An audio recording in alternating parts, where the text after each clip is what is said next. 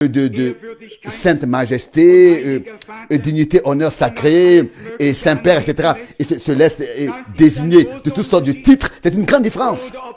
Ou bien alors, est-ce que le peuple d'Israël, avec droit, peut dire que Abraham est notre père parce qu'il croyait Dieu. C'est Dieu qui le désigne ainsi comme exemple à suivre. Ça, c'est une grande différence entre le ciel et la terre. Comme éloigné du ciel et de la terre. Nous lisons maintenant dans 1 Corinthiens, chapitre 4. 1 Corinthiens, chapitre 4. Ici, nous lisons le verset 14 jusqu'au verset 16. 1 Corinthiens, chapitre 4, verset 14 jusqu'au verset 16. Je n'écris pas cela pour vous faire honte, mais pour vous avertir comme mes enfants bien-aimés. En effet, si vous avez eu plusieurs milliers de maîtres dans le Christ, vous n'avez cependant pas plusieurs pères, car dans le Christ Jésus, je suis devenu votre père par la prédication du message du salut. Est-ce que vous remarquez comment est-ce que l'Esprit de Dieu, d'une manière merveilleuse, accorde au peuple de Dieu l'enseignement, le discernement, l'ordre, et accorde par sa grâce de classer les choses dans l'ordre biblique. Nous remarquons très exactement, si Paul dit ici que par Christ, dans l'annonce de la prédication du message du salut, je suis devenu votre père spirituel. Alors cela à sa justification. Mais si quelqu'un, comme déjà dit, s'approprie ce titre et se laisse appeler Saint-Père, alors ça c'est un blasphème qui dépasse toute mesure. Il n'y a qu'un seul Saint-Père, un seul Père Saint, et il est au ciel. Il n'y en a pas un deuxième.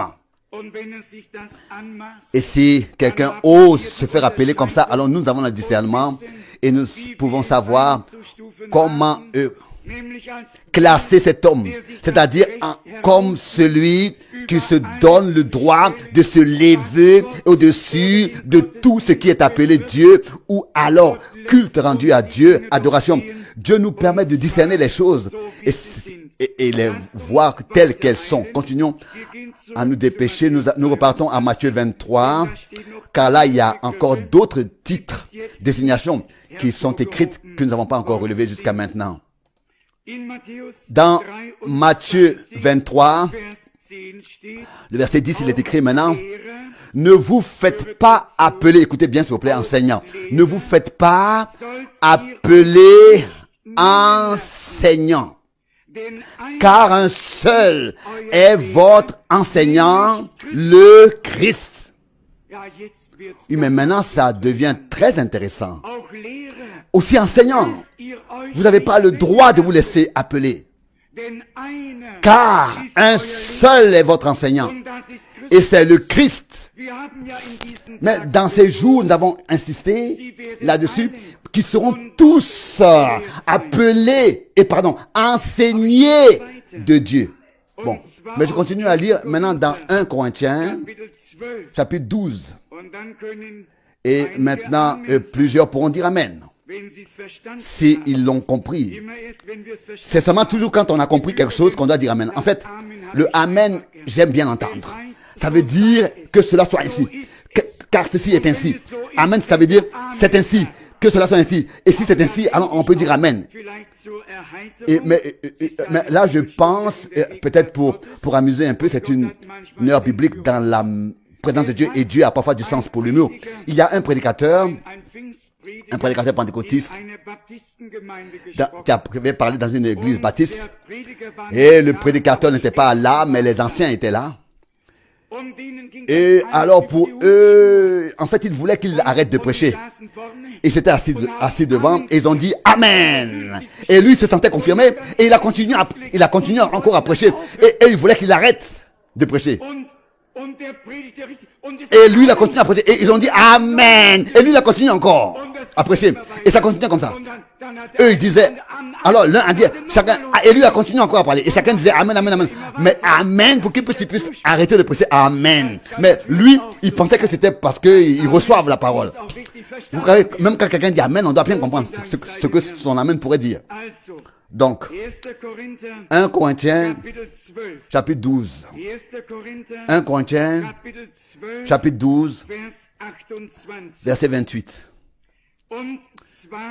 1 Corinthiens 12, verset 28. Dieu a établi dans l'Église, premièrement, des apôtres. Deuxièmement, des prophètes. Troisièmement, des enseignants. Mais attends, comment est-ce que nous devons maintenant de nouveau ramener cela sur un dénominateur commun? Vous devez, ne vous laissez pas appeler enseignant, car un seul est votre enseignant, c'est le Christ. Et ici, il est dit que Dieu a établi dans l'Église des apôtres, deuxièmement des prophètes, troisièmement et tous ces différents services des enseignants. Continuons à lire. Actes des apôtres, chapitre 13. Actes des apôtres, chapitre 13, verset 1. En ce temps-là, à Antioche, les prophètes et les enseignants suivants travaillaient ensemble dans l'église de cette ville. Les enseignants suivants travaillaient ensemble dans l'église de cette ville. Donc ici, ensuite, leurs noms sont nommés. Ici aussi, déjà, nous remarquons tout de suite de quoi il s'agit. C'est une grande différence. Est-ce que quelqu'un se fait rendre hommage avec un titre? Il y a une différence entre quelqu'un qui accepte les hommages avec un titre, ou bien alors entre quelqu'un qui a été nommé, établi par Dieu et qui a une tâche divine dans l'église à exécuter. Ça, c'est une grande différence. Paul dit de lui, par exemple, la chose suivante, dans 1 Timothée, le chapitre 2, au verset 3. 1 Timothée, chapitre 2, verset 7. 1 Timothée chapitre 2 verset 7. Ici il est écrit la chose suivante. Avez-vous tous ouvert le verset 1 Timothée chapitre 2 verset 7. C'est pour ce témoignage que j'ai été appelé à être prédicateur et apôtre.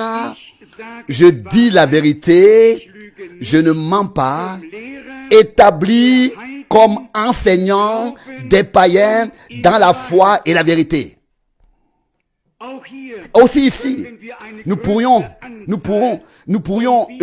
citer tout un nombre de versets bibliques, que ce soit Éphésiens, chapitre 4, verset 11, et beaucoup d'autres écritures, ou bien versets. La différence est que Dieu établit.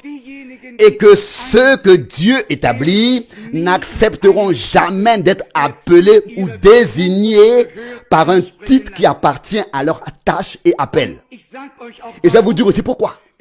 Ils n'ont pas le droit de le tolérer et de le permettre. Ils ne peuvent même pas. Quelqu'un qui est vraiment établi de Dieu ne peut même pas accepter et tolérer cela. Par exemple, quelqu'un qui connaît le domaine anglophone, il constatera la chose suivante. Que ce soit en Angleterre, que ce soit aux États-Unis, que ce soit en Australie, que ce soit en Nouvelle-Zélande, que ce soit partout dans les domaines, dans les pays anglophones, tout ce qui était britique ou bien est britique, là le pasteur, il n'a plus de nom, hein. Il y a plus, ce n'est plus monsieur tel et tel, monsieur tel ou bien frère, c'est seulement le pasteur. Donc, monsieur pasteur, le pasteur. Il n'a plus de nom. À savoir qu'il veut parler de lui, ils disent pasteur.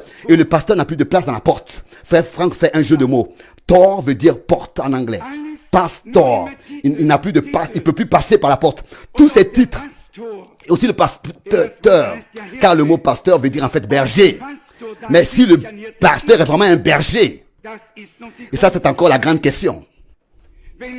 Si vraiment il avait été établi vraiment par Dieu, il n'allait jamais se laisser appeler d'un tel titre. Jamais. Croyez-vous cela à 100%? Et ça, c'est la grande différence. Imaginez-vous que quelqu'un était venu à Paul, on aurait dit, oh, bien-aimé apôtre, bien-aimé apôtre. L'apôtre.